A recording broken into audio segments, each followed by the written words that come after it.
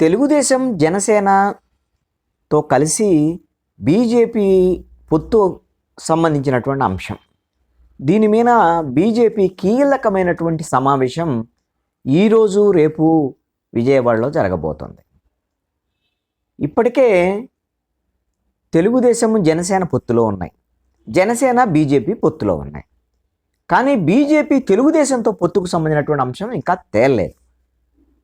ఫిబ్రవరిలోనే notification వస్తుంది అనేటువంటి నేపథ్యంలో ఇప్పటికే మొన్న ఢిల్లీలో జరిగినటువంటి కీలకమైనటువంటి సమావేశంలో రాష్ట్ర కమిటీకి సంబంధించినటువంటి అభిప్రాయాన్ని కేంద్ర బీజేపీ నాయకత్వం తీసుకున్నది. మనము ఆంధ్రప్రదేశ్లో పొత్తులకు సంబంధించినటువంటి అంశంలో ఎలా ముందుకు వెళ్ళాలి ఏమిటి అనేటువంటి దాని మీద ఒక చర్చ తీసుకొని అభిప్రాయ సేకరణ కూడా చేశారు. ఆ తర్వాత ఆంధ్రప్రదేశ్ సంబంధించినటువంటి బీజేపీ కమిటీ తెలుగుదేశం జనసేనతో కలిసి పొత్తులో వెళితేనే మంచిది, కొన్ని సీట్లు సంపాదించవచ్చు అనేటువంటి అంశం మీద అభిప్రాయపడినట్టు ఒక సమాచారం. అయితే కేంద్ర అధినాయకత్వము బీజేపీ అధినాయకత్వం దీని మీద ఒక నిర్ణయం తీసుకోవాలనేటువంటిది ఇప్పటి వరకు ఉన్నటువంటి సమాచారం.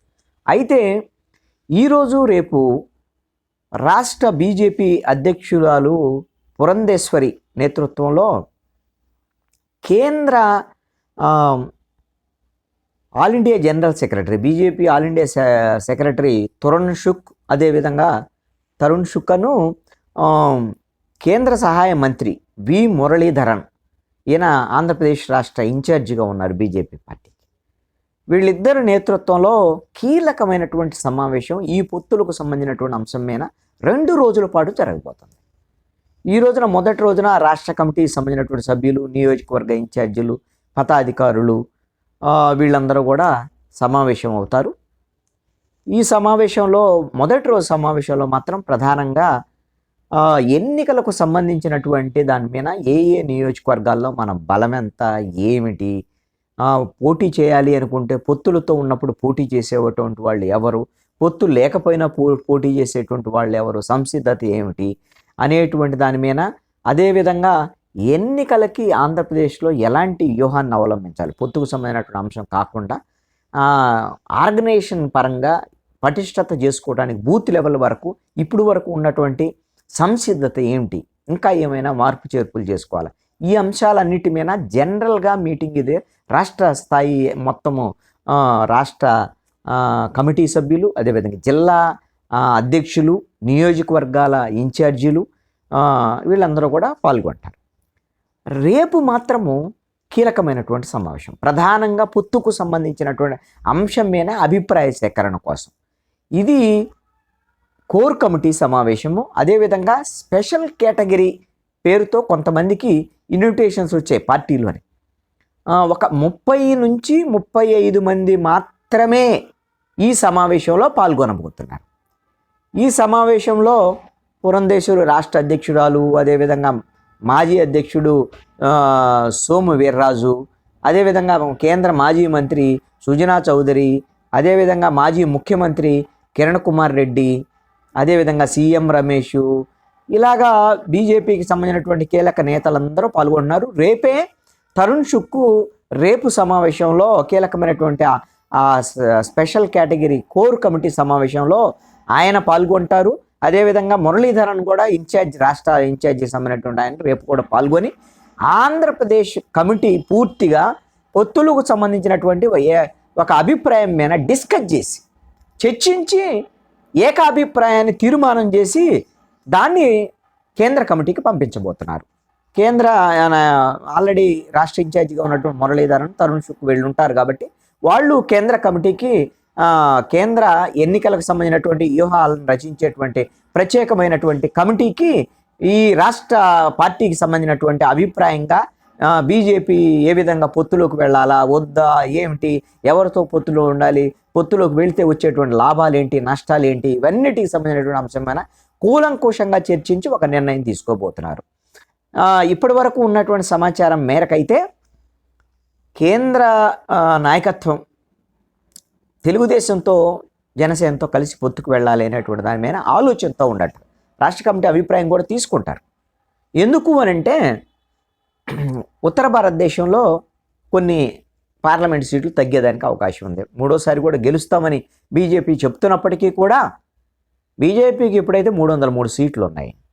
ఇప్పుడు ఉన్నటువంటి పరిస్థితుల్లో పూర్తి స్థాయి మెజారిటీ కూడా ఉంది. రేపు ఎన్నికల్లో ఏమైనా ఉత్తర భారతదేశంలో సీట్లు తగ్గితే అది కొంచెం దక్షిణ భారతదేశంలో ఇప్పుడు తెలంగాణలో కొన్ని సీట్లు పెరిగేదానికి అవకాశం ఉంది. కొన్ని 4-5 సీట్లు సంపాదించవచ్చు అనేటువంటి ధీమా వచ్చింది. 8 ఎమ్మెల్యేలు గెలిచారు. ఒక 19 ఎమ్మెల్యేలకు సంబంధించినటువంటి దాంట్లో రెండో ప్లేస్లో ఉన్నారు. 30 స్థానాల్లో ఉన్నారంటే 5-6 గెలిచినా కూడా ఆశ్చర్యపడాల్సిన పని లేదు లోక్సభకు సంబంధించి.